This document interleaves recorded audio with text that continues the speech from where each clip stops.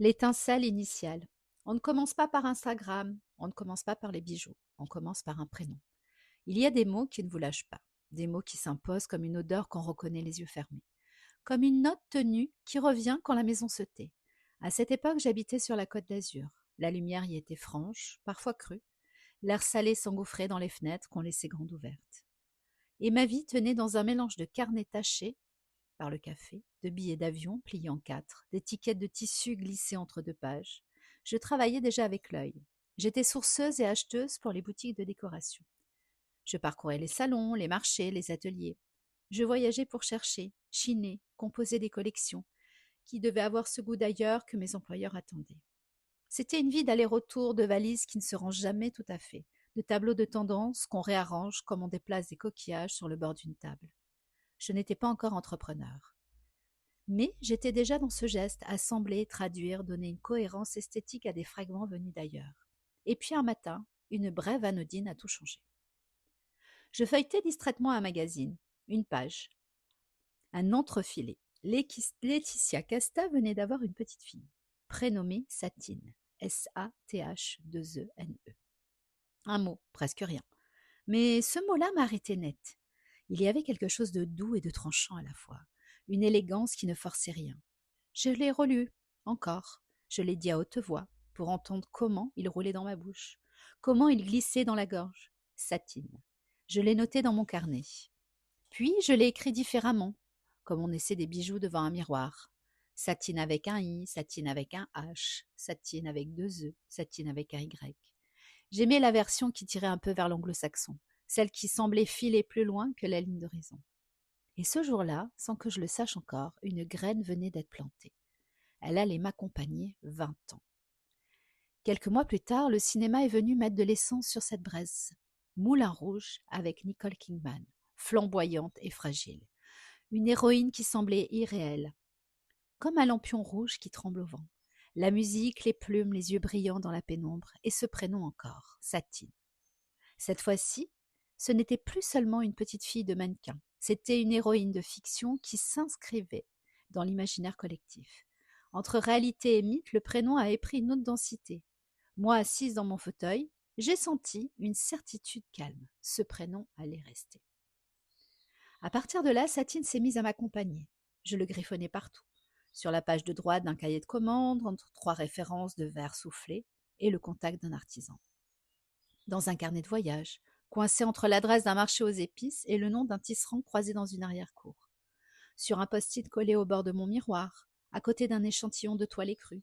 Je n'avais pas encore décidé quoi en faire, mais je savais pourquoi je le gardais. Ce prénom disait quelque chose de mon goût, la féminité sans mièvrerie, le secret sans théâtralité, une élégance qui murmure plutôt qu'elle ne crie.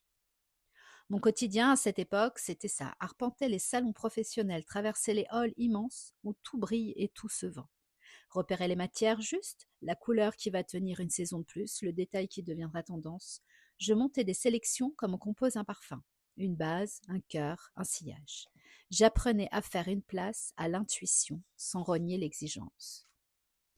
Chaque voyage ajoutait une couche de sensation au mot Satine. Je ne savais pas encore que je dessinais le fond d'écran d'une marque. Je cherchais juste une cohérence entre ce que j'aimais et ce que je montrais.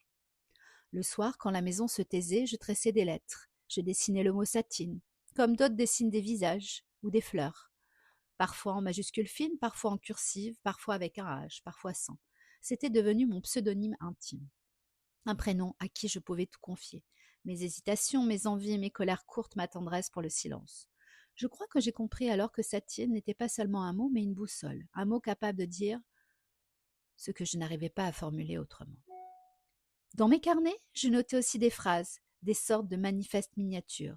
Ne pas faire beaucoup, faire juste, ne pas vendre une chose, vendre une histoire, ne pas promettre fort, tenir doucement.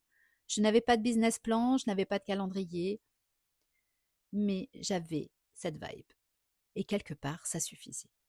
Pendant ces mois-là, je n'avais pas encore rencontré mon mari. Ma vie était pleine à sa façon, de voyages, de dessins, de colis à réceptionner, de pièces à valider, et vide d'autres choses que je n'osais pas nommer. Dans les hôtels où je dormais seule, je ressentais parfois cette sensation étrange, un verre d'eau tiède. Ça hydrate, mais ça n'étanche pas. Je pouvais passer des heures à parler d'un tissage, d'une couleur, de la tenue d'un métal au soleil. et me taire quand il s'agissait de moi. C'est peut-être pour ça que Satine m'a tenu compagnie. Un soir, j'ai écrit, en grand sur une page, Satine si c'est une fille. Puis, juste en dessous, Satine si c'est une marque. Et j'ai souri. Parce que j'adorais cette liberté, un prénom donné à un être ou offert au monde. Quelques mois plus tard, la vie a décidé de m'offrir ce qui me manquait, la rencontre. J'ai croisé l'homme que j'allais rejoindre dans les Landes, un petit village au nom presque signé par le destin, Azur. De la côte d'Azur à Azur, comme si la vie voulait garder le mot-clé et changer de décor. Nous avons parlé maison, enfants, avenir. J'ai mis dans une valise mes carnets, mes chutes de tissu, mes feuilles couvertes de satine, et j'ai déménagé vers un autre bleu, celui de l'Atlantique, plus sauvage, moins docile. Je ne savais pas encore que là-bas, dans le silence des pins et la respiration lourde de l'océan, Satine prendrait racine autrement. Je savais juste une chose. La graine était bonne.